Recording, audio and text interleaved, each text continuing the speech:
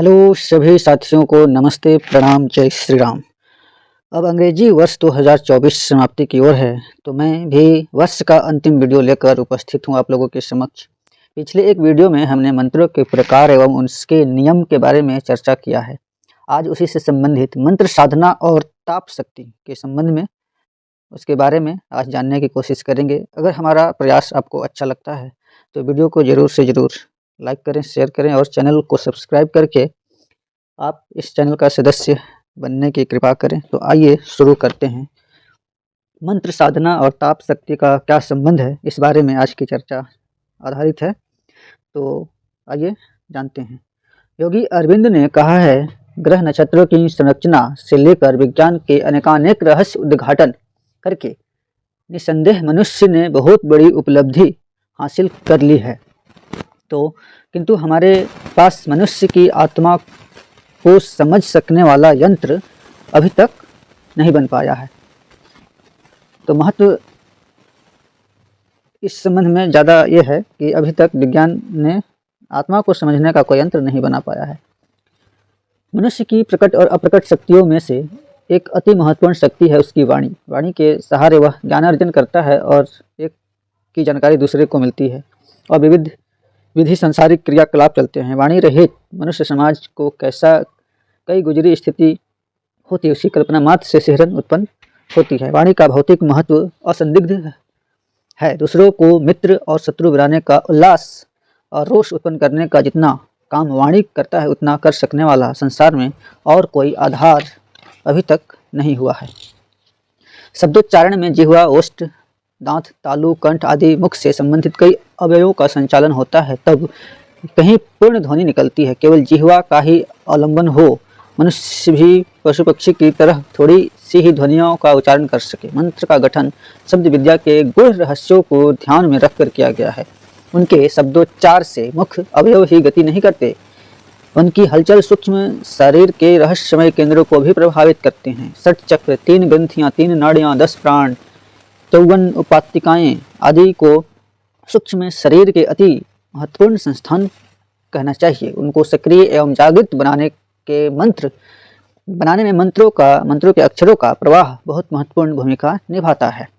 Typewriter यंत्र की कुंजियों पर उंगली दबाते ही दूर रखे कागज पर तिल्लियां गिरनी आरंभ हो जाती है और अक्षर छपने लगते हैं। हारमोनियम की कुंजियों पर उंगली रखते ही रीढ़ खुलती है और स्वर गुंजने लगते हैं। यही प्रक्रिया मंत्रोच्चार में होती है।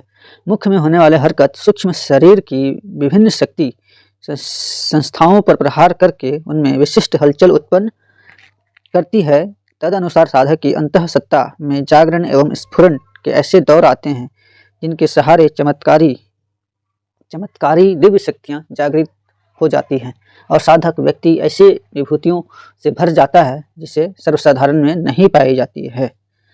संगीत अब मनोरंजन मात्र नहीं रहा, वरन उसे एक महत्वपूर्ण शक्ति के रूप में स्वीकार कर लिया गया है। संगीत की अमुक ध्वनि लहरें मानसिक एवं शारीरिक रोगों के निवारण में चमत्कारी लाभ प्रस्तुत कर रहे हैं। संसार के सुविकसित अस्पतालों में संगीत ध्वनि प्रवाह का पूरा लाभ रोगियों को दिया जा रहा है। पशुओं को दूध बढ़ाने, पौधों को अधिक विकसित करने में संगीत का प्रयोग उत्साहपूर्वक किया जा रहा है।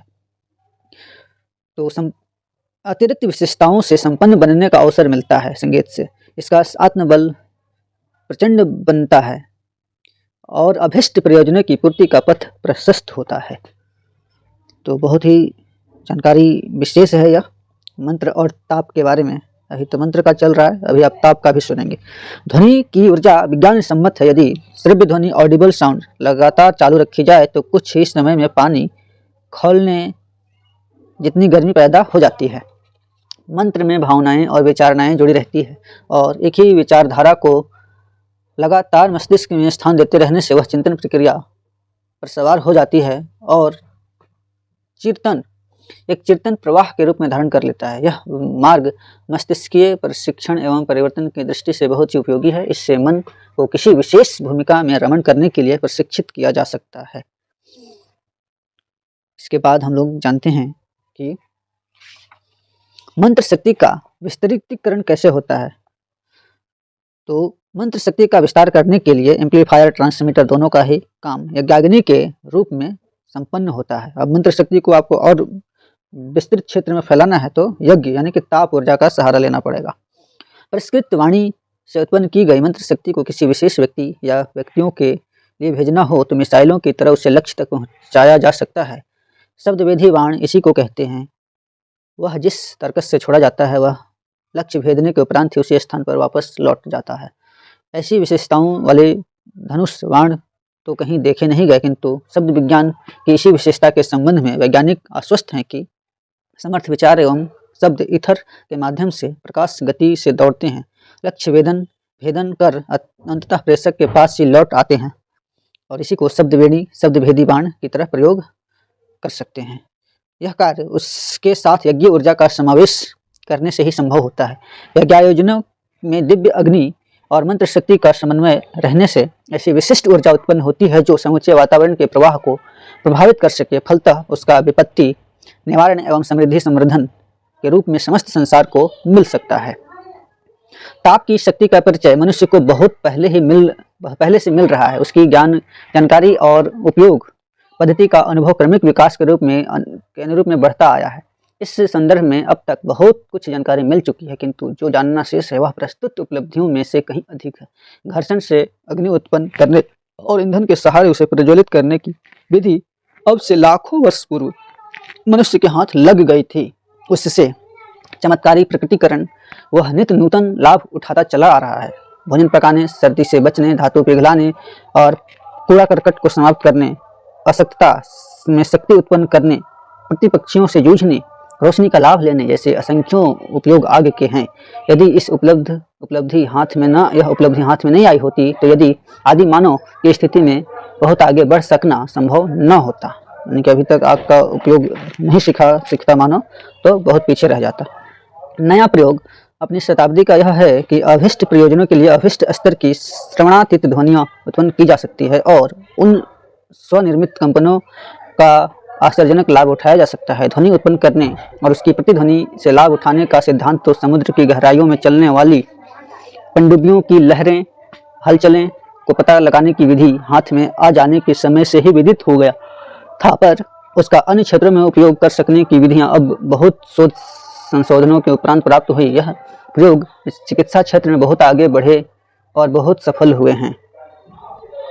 यज्ञ के इस विज्ञान को समझने के लिए पृथ्वी और ब्रह्मांड की जिन शक्तियों का अध्ययन की आवश्यकता पड़ती है वह है पहला शब्द सामर्थ्य की शक्ति, फिर अग्नि तत्व और उसका प्रकीर्णन, तीसरा है सूर्य और उसकी सहस्त्रांशु शक्ति गायत्री यज्ञों के परिप्रेक्ष्य में, और फिर चौथा पदार्थ परिवर्तन की मौलिक सिद्धांत, और पांचवा भावना विज्ञान। इनसे संपूर्ण या कुछ की आंशिक जानकारी से भी यज्ञ संबंधी भारतीय दर्शन को अच्छी प्रकार समझा जा सकता है। भरपूर लाभ भी उठाया जा सकता है इन शक्तियों को समझ करके। तो मंत्र में जो भावना शक्ति है, भावना विज्ञान, उससे भी विलक्षण शक्ति है, बहुत ही विलक्षण शक्ति वाला है। गीता में भगवान कृष्ण ने कहा है कि संसार की किसी भी वस्तु का अभाव नहीं है, भले हम उसे न जानते हों। यह ज्ञान इतना समर्थ है कि विश्व के किसी भी भूभाग में हलचल उत्पन्न कर सकता है भावना विज्ञान से। प्राचीन ऋषि मनीषी इस तथ्य से भली भांति परिचित थे। यज्ञों के माध्यम से प्रकट होने वाली भावना शक्ति सामान्य भावों की अपेक्षा शब्द शक्ति और अग्नि तत्व से प्रेरित होने के कारण संपूर्ण ब्रह्मांड में फैलकर अपने अनुरूप शक्तियों को खींच लाती थी। भावना वस्तुतः अल्ट्रा एवं इंफ्रासोनिक ध्वनि तरंगों का ही सूक्ष्म स्वरूप है, क्योंकि जब हम कुछ बोलते हैं वह आत्मा या चेतन सत्ता द्वारा एक प्रकार का बोलना ही है। इसलिए कर्णातीत ध्वनि के समस्त शक्तियों से उसे ओतप्रोत होना ही चाहिए। यज्ञ तो एक प्रकार से उस यंत्र की तरह है जो अभिष्ट इच्छा के गंतव्य तक शक्ति को पहुंचाने और वहां से अनावश्यक परिस्थितियां खींच लाने में मदद करता है। अग्निहोत्र का प्रतिफल अन्न आदि के उत्पादन, आयनमंडल में शक्ति तत्वों का विकास और जलवायु तथा वातावरण की अनुकूलता के रूप में दिखाई देता है। तो यज्ञकर्ताओं की श्रद्धा भक्ति भावनात्मक स्तर पर मनोवांछित सफलताएं प्रदान करने वाली होती है। स्थूल तो सूक्ष्म की प्रतिक्रिया सूक्ष्म में भी हाथों हाथ देखने को मिलती है। यद्यपि यह दोनों ही बातें मिली जुली है, इसलिए विज्ञान को भावना के माध्यम से जागृत और प्राप्त किया जा सकता है। तो ये बहुत ही सुंदर चर्चा आपने सुना कि शब्द शक्ति और ताप शक्ति जब दोनों मिल जाते हैं तो बहुत ही आश्चर्यजनक लाभप्रद हमें लाभकारी जो परिस्थितियां हैं वो उत्पन्न कर सकती है। तो यज्ञ और मंत्र दोनों अगर मिल करके आप मिला करके साधना करें तो आपको बहुत ही मनोवांछित लाभ प्राप्त होने वाले हैं। तो इसलिए मंत्र शक्ति जितना आप मंत्र जप करते हैं उसका कहा जाता है कि दशांश हवन करना चाहिए। उससे क्या होता है कि आपने जो साधना की है वो पूरे ब्रह्मांड में फैल जाती है और जिस लक्ष्य से आपने साधना किया है वह लक्ष्य पूरे ब्रह्मांड में जो भी उसके लिए आवश्यक जो चीज़ें हैं वो खींच करके आप तक पहुंचाती रहती हैं या पहुंचाने का कोशिश करता है, आकर्षित करता है उसे। तो यह चर्चा आप लोगों को कैसा लगा? आप बहुत ही अच्छे श्रोता और दर्शक हैं, तब सभी को